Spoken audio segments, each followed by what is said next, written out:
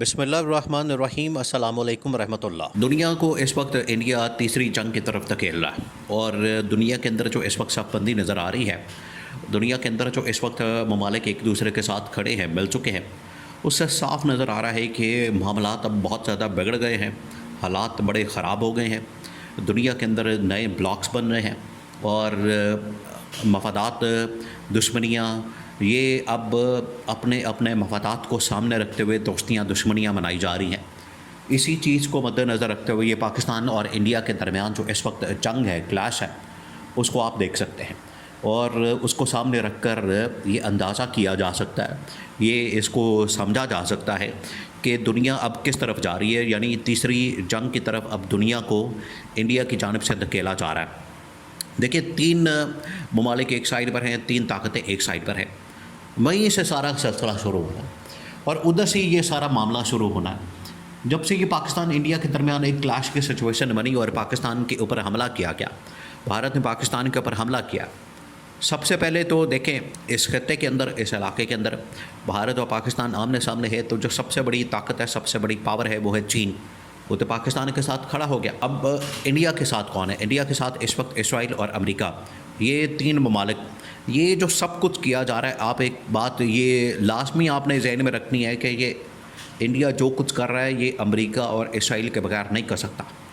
اسرائیل اور امریکہ مکمل طور پر آن بورڈ ہے، مکمل طور پر ان کو پتہ ہے، کیونکہ جس رات یہ حملہ ہونا تھا، جس رات کو یہ حملہ ہونا تھا، اس رات کو امریکہ نے اور فرانس نے، آپ اس سے بھی اندازہ کر سکتے ہیں کہ فرانس کو بھی اس چیز کا علم تھا، امریکہ اور فرانس نے اپنی جو یہاں پر ایئر سپیس ہے، پاکستان کی جو ایئر سپیس ہے، اپنے جہازوں کو استعمال کرنے سے منع کر دیا تھا اور کہا تھا کہ آج رات آپ نے یہ ایئر سپیس استعمال نہیں کرنی۔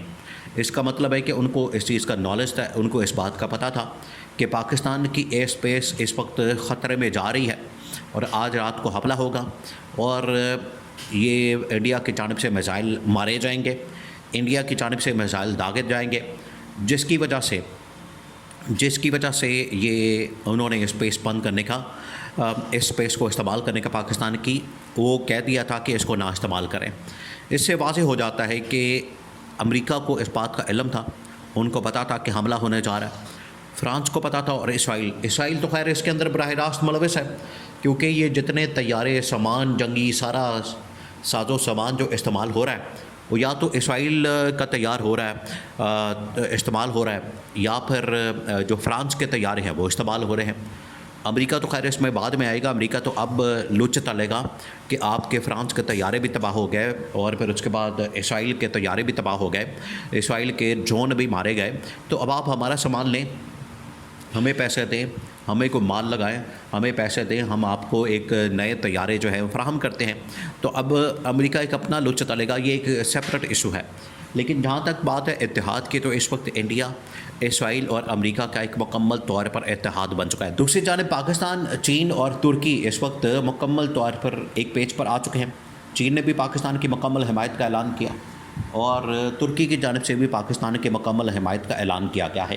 اس کے ساتھ ساتھ ایران نے بھی، ایران تو خیر دونوں ملکوں کو سمجھا رہا ہے، کیونکہ اس نے پاکستان کا بھی دورہ کیا، انڈیا کا بھی دورہ کیا، اور دونوں ملکوں کا دورہ کر کے اس نے پاکستان کو بھی، انڈیا کو بھی سمجھایا ہے کہ آپ اس طرف مت جائیں، آپ جنگ مت کھولیں، آپ یہ سلسلہ مت شروع کریں، آپ کی جانب سے یہ جو سلسلہ شروع کیا گیا ہے یہ بڑا خطرناک اور خوفناک ہے، اور یہ سلسلہ یہ بڑا خطرناک اور خوفناک ہو سکتا ہے، اس وجہ سے آپ اس طرف نہ جائیں۔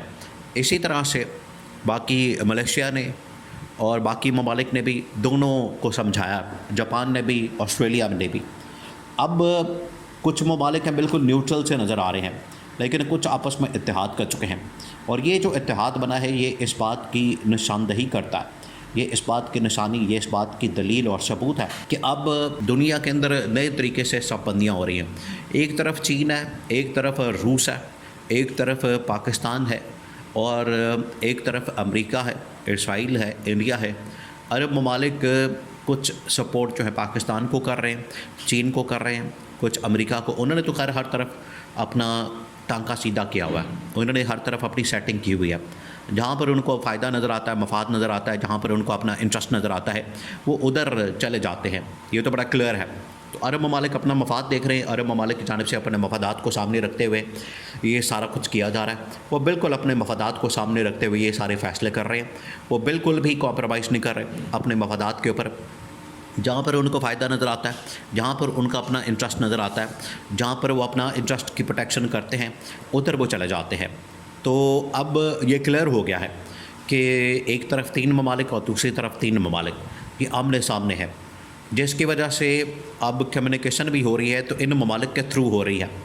امریکہ ان کے درمیان میڈیشن کروا رہا ہے. حالانکہ اس جنگ کو شروع کروانے والا، اس جنگ کو یہاں تک پہنچانے والا، اس کلیش کو ہوا دینے والا، اس کے اوپر تیل چھڑکنے والا، بجائے کہ آپ اس کو ٹھنڈا کریں، اس کے اوپر پانی چھڑکیں، آپ اس کو کام ڈاؤن کریں.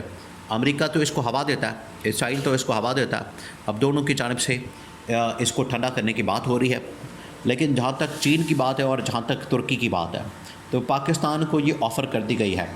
پاکستان کو یہ کلیئر آفر آ گئی ہے. دیکھیں آج انڈین میڈیا کے اندر یہ بار بار کہا جا رہا ہے کہ پاکستان اور چین کا بنایا ہوا ڈیفنس سسٹم ناکام ہو گیا. وہ کیوں کہا جا رہا ہے؟ کیونکہ ان کو پتہ ہے کہ پاکستان اور چین ایک پیج پر ہیں، دونوں مل کر ڈیفنس سسٹم کے اوپر کام کرتے ہیں، دونوں کی جانب سے ڈیفنس سسٹم بنایا گیا ہے.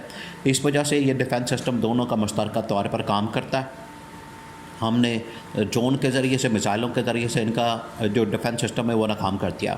اس کے علاوہ جو ترکی ہے، ترکی کی جانب سے جو نیوی وارشپ وہ پرووائڈ کیے گئے، وہ دیے گئے پاکستان کو، اور پاکستان اس کے مطابق نیوی کے اندر بہت زیادہ طاقتور ہو گیا.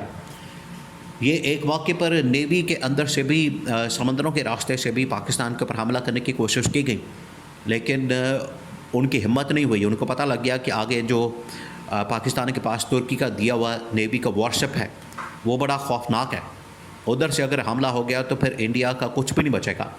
انڈیا کے وہ ایئر کرافٹ کیریئر کا کچومر نکال دے گا. اس لیے انہوں نے وہاں سے حملہ کرنے کی ہمت نہیں کی. ان کے اندر اتنی ہمت نہیں ہوئی، وہ حملہ کر ہی نہیں سکے. تو یہ چیزیں اب ثابت کر رہی ہیں کہ اب بلاک بن چکے، 2 بلاک ہیں. ایک طرف پاکستان ہے، چین ہے اور ترکی ہے. دوسری طرف اس وقت اسرائیل، انڈیا اور امریکہ، یہ 2 بلاک ہیں اور دونوں کے درمیان جنگ لگی ہوئی ہے. دونوں آمنے سامنے ہیں اور پوری طاقت کا، قوت کا اس وقت مظاہرہ کیا جا رہا ہے. اور پلڑا کس کا بھاری ہوتا ہے یہ اگلے 24 سے 48 گھنٹے میں اب کلیئر ہو جائے گا. اگر تو معاملہ چل پڑا آگے تو ایٹمی جنگ ہوگی، تیسری جنگ ہوگی. لیکن اگر روک دیا گیا تو پھر معاملات یہیں پر رک سکتے ہیں.